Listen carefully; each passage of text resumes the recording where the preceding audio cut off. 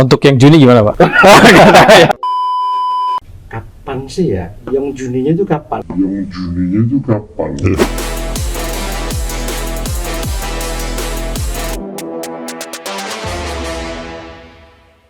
Assalamualaikum warahmatullahi wabarakatuh.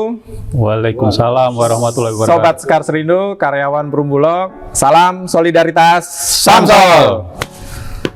Sore hari ini ketemu lagi di Wakuncar episode kedua, yaitu tentang sejarah Sekar, ditemani oleh Pak Joni dan Pak Edi Rizwan, dengan saya Aang Faryajat sebagai Sekjen Sekar periode 2001-2024. Dan Pak Joni, beliau adalah Kadif Manajemen Organisasi ya Pak? Udah pensiun gitu kan. Menjabat sebagai Ketua Umum Sekar periode 2010-2013. Dan Pak Edi Rizwan saat ini menjabat sebagai Kepala SPI Perumbulok dan menjabat Ketua Umum Sekar periode 2016-2017. Nah, ini kita mau main tebak-tebakan nih Pak. Masih ingat atau enggak ini Pak? Tentang ke Pak Joni ini. Menurut Pak Joni pada saat itu, kenapa Pak Sekar berdiri itu Pak? Dibutuhkan Sekar. Oke. Ini flashback ke belakang. Flashback ke belakang Pak, karena kan kita masih jauh lah Pak. Oke. Bulog itu kan sebenarnya LPND, Lembaga Pemerintah Non-Departemen. Ya, ketika saya dengan Pak Edi masuk itu, semua menjadi pegawai negeri sipil, ya kan? Ya. Kemudian karena ada reformasi, kemudian ada undang-undang otonomi yang tidak boleh lagi ada instansi vertikal ke daerah kecuali 5 lembaga itu. Akhirnya kan mau nggak mau Bulog harus berubah. Nah, oleh karena itu singkat cerita 20 Januari 2003 ya, melalui PP 7 tahun 2003 Bulog itu berubah status dari LPND menjadi perusahaan umum BUMN ya. Yep. Nah, uniknya Bulog ini karena ex pegawai negeri, maka pada saat itu disepakati supaya tidak ada gejolak di dalam kepegawaian kita, dan kita sudah melalui proses negosiasi dengan banyak pihak, utamanya dengan pemerintah. Itu dibolehkan waktu itu ada 3 status kepegawaian di Bulog ini, ya ada kelompok 1, 2, dan 3 itu kategori. Ya. Nah, kategori 1 itu yang masa kerjanya sudah lebih dari 10 tahun dan usia di atas 50 tahun. Langsung pensiun sebagai PNS, kemudian diangkat sebagai pegawai perum. Kategori 2 yang usia di bawah 50, masa kerja di atas 10 tahun, kemudian itu nanti tetap menjadi PNS sampai dengan usia 50. Kategori kita ketiga yang seperti kita ini, itu waktu itu masa kerja masih kurang dari 10 tahun, oleh karena itu diangkat sebagai pegawai perum dan langsung PNS-nya diberhentikan ya Pak ya. Nah, oleh karena itu, karena kita sebagai BUMN mau nggak mau kan kita secara ketenagakerjaan kan tunduk pada Undang-Undang 13 ya. Oleh karena itu mulailah dipikirkan teman-teman itu untuk membentuk satu wadah. Nah, tahun berapa itu Pak kira-kira Pak? Itu mulai diskusinya mulai 2003. Ya. Tapi kemudian resminya itu kalau nggak salah 2005 ya. 2005 saya waktu itu sudah pindah ke Jawa Timur. Nah, ini pendirinya yang hebat-hebat nih menurut saya. Karena situasi waktu itu kan belum terlalu aware lah dengan organisasi macam Sekar itu. Karena Korpri masih kuat ya kan. Kemudian kita juga masih dalam tanda kutip minoritas ya Pak Edi ya. Dalam komunitas Perum Bulog itu kita masih minoritas, karena kategori 3 itu kan hanya sekitar 400-an lah gitu ya. Ya Pak Edi ya. Di antara 5.000 lebih dari pegawai Bulog itu. Nah, oleh karena itu mungkin teman-teman yang pendiri ini, senior-senior pendiri ini menurut saya orang-orang hebat yang punya nyali ya gitu. Karena kadang-kadang kan untuk melahirkan sesuatu tuh yang paling penting adalah nyali. Ibarat kita mengemudi itu loh, mobil bagus, punya SIM, surat-surat lengkap, tapi kalau nggak punya nyali kan nggak bisa nyopir juga gitu. Nah, ini oleh karena itu kita berterima kasih pada senior-senior. Dulu ada Pak Momon, almarhum Pak Rudi, almarhum Pak Pak Alwi, Pak Alwi masih. Oh masih ya? Masih. Kemudian singkat cerita terpilihlah Pak Alwi sebagai ketua pertama. Ketua pertama. konsepnya waktu itu ya pokoknya berdiri dulu organisasi. Ya. Belum punya konsep yang muluk-muluk itu nggak ada gitu. Yang penting organisasi ini jalan, didaftarkan, kemudian resmi menjadi serikat karyawan, dan Pak Alwi sebagai ketua yang pertama. Waktu itu tokohnya juga ada Pak Muiz ya. Iya, Pak Muiz, Bu Elisa, ya. Pak Batiar. Oh, belum ya, Belum ada, belum. Almarhum Pak Rudi, almarhum Pak Pak Amri ya, Pak Amri yang kecil-kecil itu ya. Itu. Saya kira Pak Joko, almarhum Pak Joko. Jadi itu sejarah singkatnya. Kalau berarti itu kendalanya ya Pak. Berarti memang Sekar itu didirikan hanya kategori 3 yang, atau memang dari satu udah beralih status jadi karyawan Perum, udah memang ayo kita buat Sekar gitu. Ya, waktu itu juga tidak hanya dari kategori 3 yang mendirikan, justru pelopornya banyak juga dari kategori 1. Oh, kategori 1 yang 1 udah, dan 2 ya. Udah pensiun itu Iya, ya. tapi ya kebetulan nggak ada yang level kadif mendirikan tuh. Semua level kasih ke bawah lah itu ya. Ya. Itu waktu itu Pak Edi sama Pak Joni apa sudah di kantor pusat? Karena kan Bulog ini kan ada yang dulu pendapatan yang di daerah. Kalau diskusi awalnya saya masih mengikutin ya, tapi pada saat berdirinya saya udah pindah ke Jawa Timur waktu itu, jadi Waka di Bondowoso. Pak Edi masih di Kaltim ya? Aku masih di Kaltim. Pak Edi masih di Kaltim ya. Betul. Cuman proses meskipun di Kaltim kita ngikutin Pak. Iya, betul. Teman. Ya. Nah, untuk diketahui kan Pak Edi sama Pak Joni ini kan pernah menjabat sebagai ketua umum Sekar ya Pak. Gitu kan.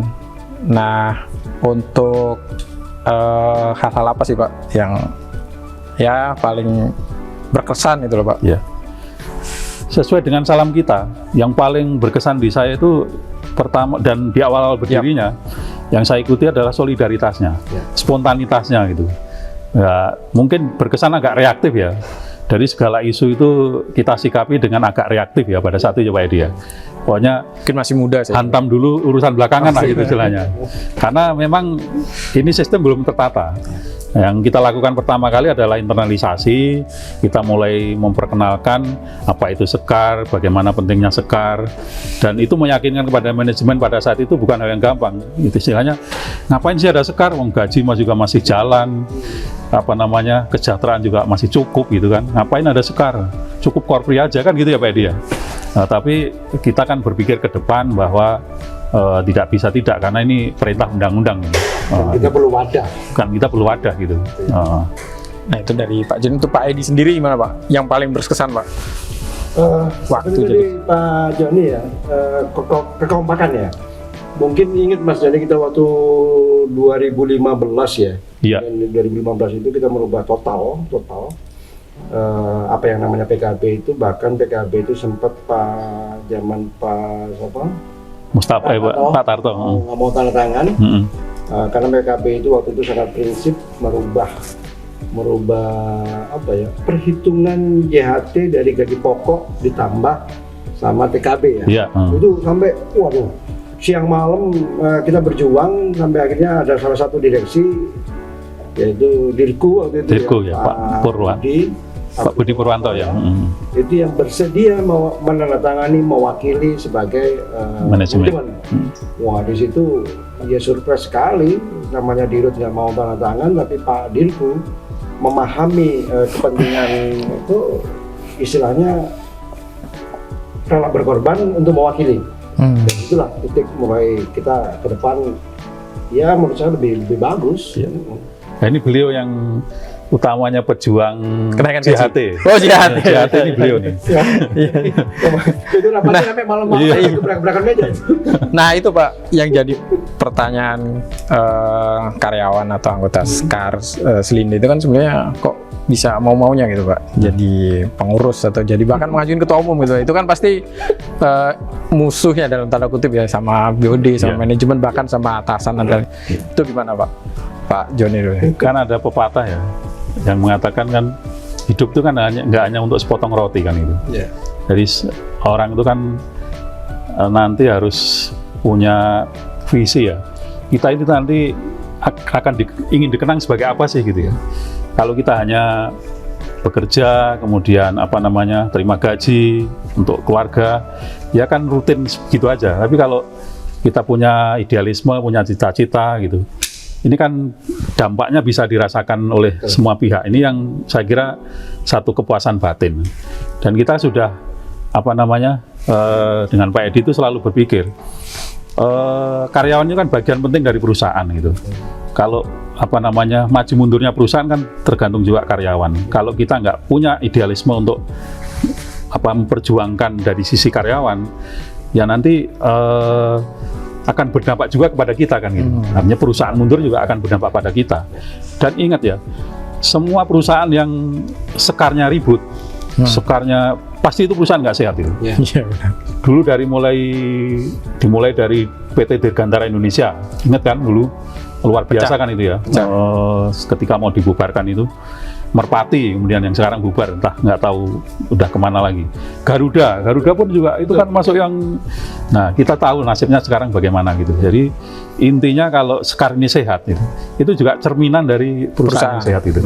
Nah itu idealisme kita, Mas. Mungkin Pak Edi juga. Pak Edi gimana Pak Edi? Sama gitu. Sama gitu ya. Jadi artinya kita juga berpikir bahwa apapun namanya SDM itu asetnya perusahaan, SDM-nya tenang, SDM-nya sehat, SDM-nya sejahtera, apapun namanya akan menghasilkan sesuatu yang baik ya. Makanya kita jagain hal-hal yang seperti itu supaya mereka punya wadah untuk menyalurkan keinginannya, tapi ada jembatan yang bisa menghubungkan antara manajemen dengan karyawan, ya di kita. Hitung-hitungan menguntungkan apa enggak sih jadi ketua Sekar? Kita nggak berpikir seperti itu. Itu tadi harapannya, bahwa karyawan itu ojo ribut, tenang, kita yang mewakili menjembatani keinginan karyawan itu dengan manajemen. Resikonya apa? Mau dimusuhin, mau apa, tapi ketika amanah yang disampaikan oleh karyawan itu bisa kita tuntaskan, itu jadi kebanggaan sendiri Mas Yuni. Iya, puasan batin. Hitungannya, wah aku oleh honorer berapa nggak ada. Kalau resiko mutasi itu ada kepikiran. Ini kalau di Bulog ini kan mutasi tak pindah gitu kan. Ya saya dulu jadi ketua Sekar baru berapa lama kemudian dimutasi, apakah itu ada kaitan dengan ketua Sekar atau enggak, saya juga nggak tahu, tapi saya nggak berpikir itu. Yang penting waktu itu sudah ada sistem, ketika kita mutasi itu ada yang menggantikan. Dan alhamdulillah itu juga masih bisa kita manage. Dan juga pertama kalinya waktu itu, ini yang di pusat yang berjuang Pak Edi dengan Bu Leli ya waktu itu ya utamanya ya, sampai dengan Pak Dirut waktu itu mau tanda tangan pertama kalinya perjanjian kerja bersama. PKB. Meskipun dalam bentuk yang masih sederhana ya Pak Edi ya. Kemudian disempurnakan ketika Pak Edi yang di 2017. Enggak, berjuangnya yang waktu Pak Edi 2014 itu. 2015 ya, yang Pak Pur itu ya. Itu kan merubah total format PKB ya. Yang tadinya sederhana, kemudian ya kita sesuaikanlah dengan format PKB pada umumnya lah gitu ya. Ya itu artinya memang apapun yang kemarin kita lakukan dalam artian bahwa ya semua bermuara ya keinginan kita aja ke depan bahwa apapun karyawan itu tetap bisa dijamin dalam artian mau kesejahteraannya, mau karirnya, ya wadah Sekar salah satunya. Jadi bayangkan dari Sekar beri 2005, baru punya PKB 2012, kita butuh waktu 7 tahun ya, dengan segala persuasi, komunikasi, kesabaran dan kekurangan itu tadi. Nah untuk ini Pak, menarik karyawan mau jadi pengurus Sekar baik di wilayah atau cabang atau di kantor pusat itu Pak, pelajaran yang bapak-bapak ini kan sebenarnya udah banyak lah Pak, 25 tahun itu kan jadi pengurus Sekar, dari bahkan 2003 itu jadi merintis 2005 itu. Pelajaran apa yang udah Bapak dapatkan nih jadi pengurus bahkan jadi ketua umum untuk Pak Edi? Silakan Pak. Nah gitu, memang apapun namanya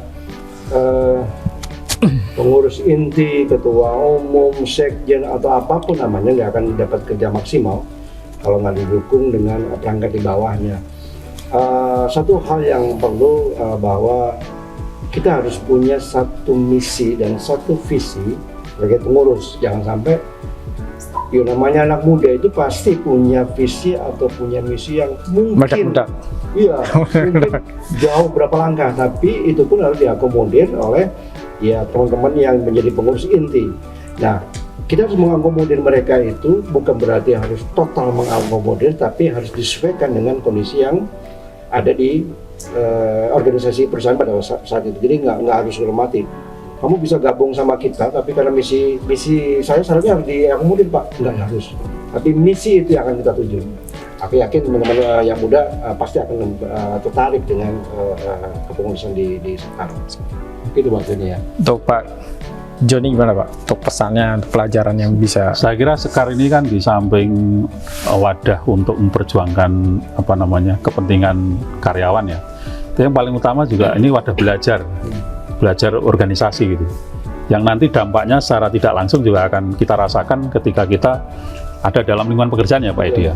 Bagaimana kita berinteraksi, membangun tim, berkomunikasi, bersosialisasi, melakukan negosiasi, mempersuasi orang supaya mau untuk ikut dengan apa yang kita perjuangkan. Saya kira itu kan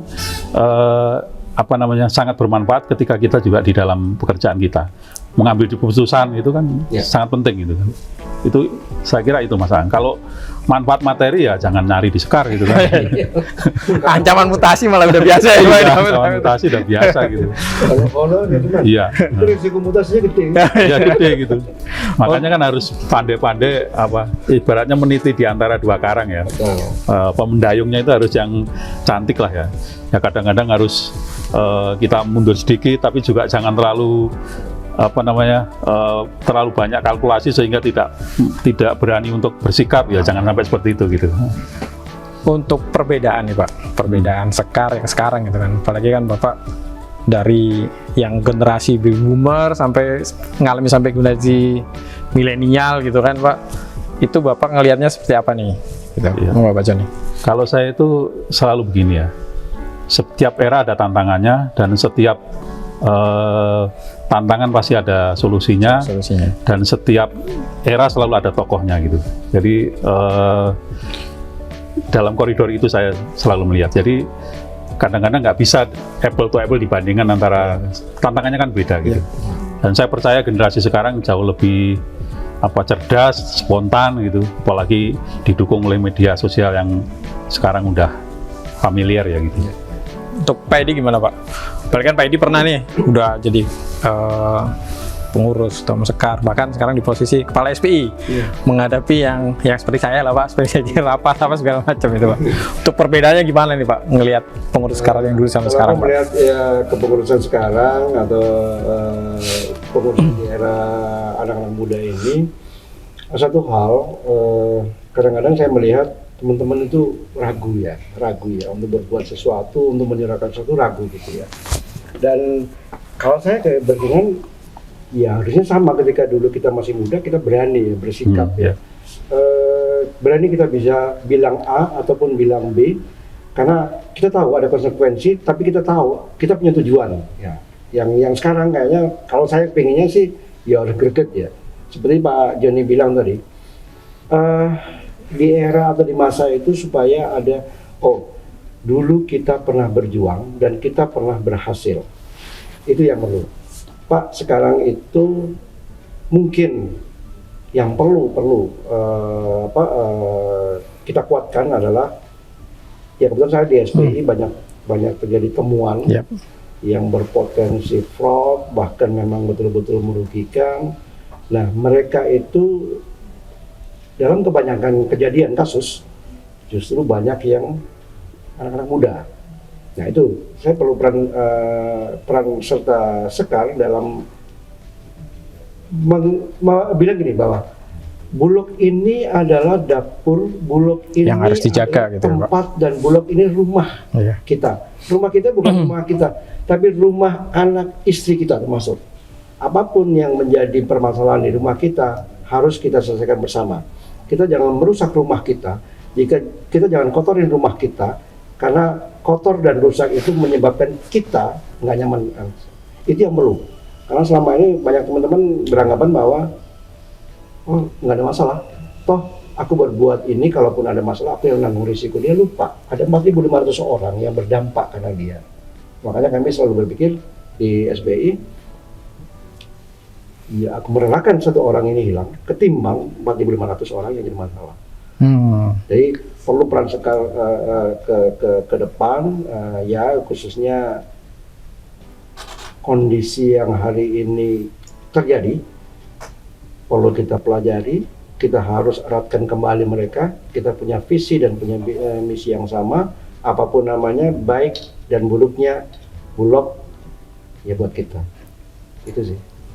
Nah, dari ngelihat Pak Edi ngelihat kondisi yang kayak gitu Pak. Terus dari pergantian pengurus yang Bapak sudah alami dari tahun 2003 sampai sekarang gitu kan. Hal-hal apa ini atau cita-cita apa ini yang dari pendiri Sekar belum terrealisasi sekarang Pak? Tuh Pak Edi, gimana Pak Edi?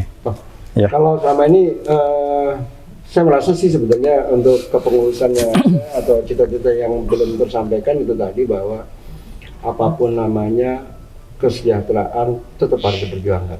Apapun namanya saya bilang, apapun namanya kesejahteraan harus diperjuangkan. Kita menggunakan yang soft maupun yang hard, apapun itu kita harus perjuangkan. Satu. Terus yang kedua, kita bisa tenang, kita bisa berpikir maju kalau kita tidak pernah memikirkan kekurangan.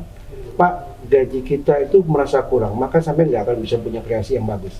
Kita perlu perjalanan itu. Tapi kembali lagi bahwa kita pun melihat kemampuan perusahaan. Saya melihatnya kalau kita sehat, maka perusahaan akan sehat. Kalau perusahaan sehat, maka kesehatan kita akan tercapai. Tujuan itu yang perlu kita. Untuk yang Juni gimana Pak? Nggak tahu ya. Di sini. Kalau yang itu hukumnya itu bagi perusahaan menjadi cita-cita atau keinginan.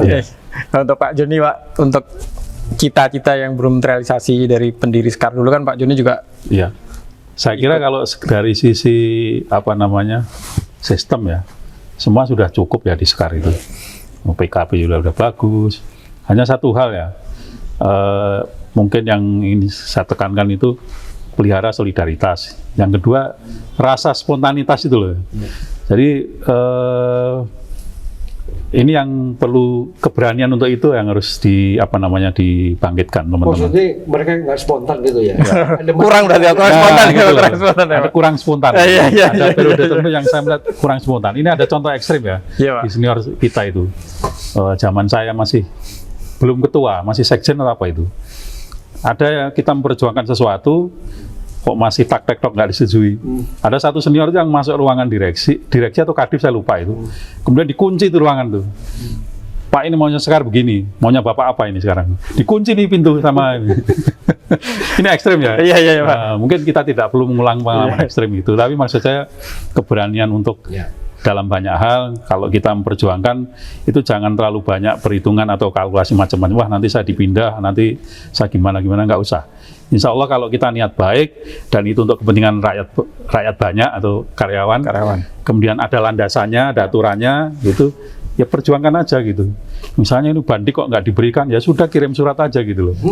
Juni ini ya Pak? Nah, gitu Juni ini. Ya, harus. Karena apapun namanya, kalau direksi ngeliatnya ini yang Sekarnya diam-diam aja, kayaknya nggak ada masalah deh. Ya udah. Iya. Berarti itu catatan buat ketum nanti Pak. Kalau gini, ada satu hal yang mungkin sama kejadiannya ketika bicara dulu Mas Joni ya, ketika merubah dari gaji pokok plus TKB itu, kalau nggak ada yang niatan bareng, nggak ada yang mau nanggung risiko bareng, nggak kelar nih. Nggak kelar itu ya, betul. Kalau udah bikinnya, mati aku. Kalau berhadapan sama direksi aku harus dimutasi. Kalau udah punya pemikiran itu, lewat. Lewat. Sama dengan hari ini, sampai saya mengharap, Pak, kapan sih ya? Yang Juninya itu kapan? Ya, Juninya kapan? Kalau cuma kapan, sampai nggak ngapa-ngapain, ya bisa saya lewat. Ya. Percayalah sama kita bahwa nggak ada orang lain yang mikirin tentang karyawan, kecuali karyawan itu sendiri. Ya.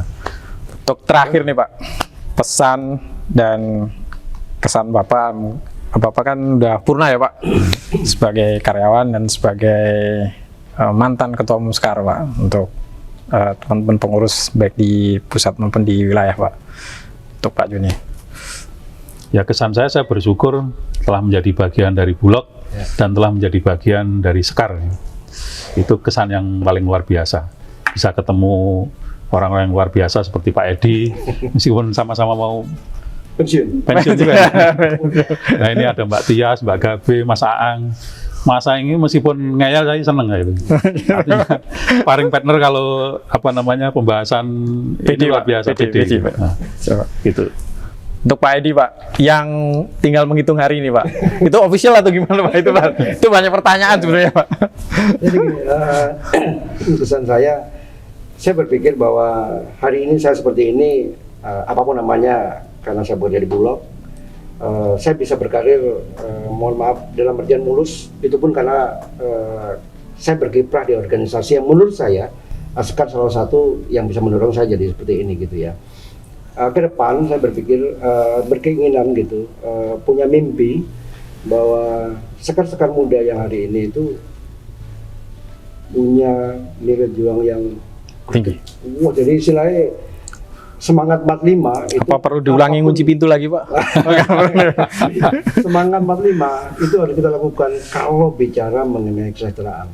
Tapi kembali lagi kita harus ukur juga kemampuan perusahaan. Dulu kita berani yaitu ngunci pintu, bahkan kita menyesuaikan dengan, karena kita tahu sebenarnya perusahaan mampu.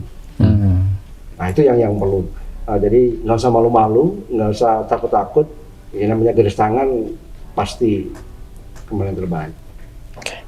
Terima kasih untuk Pak Edi sama Pak Joni atas waktunya gitu Pak, dan berbagi tentang sejarah Sekar dan dinamika Sekar mulai tahun 2005 ya Pak, dan hubungan dari 2003 sampai sekarang gitu kan. Demikian, terima kasih untuk menonton episode kedua Wakuncar. Jangan lupa like, subscribe, di-share podcast ini. Sampai jumpa di Wakuncar episode berikutnya. Wassalamualaikum warahmatullahi wabarakatuh. Waalaikumsalam warahmatullahi wabarakatuh.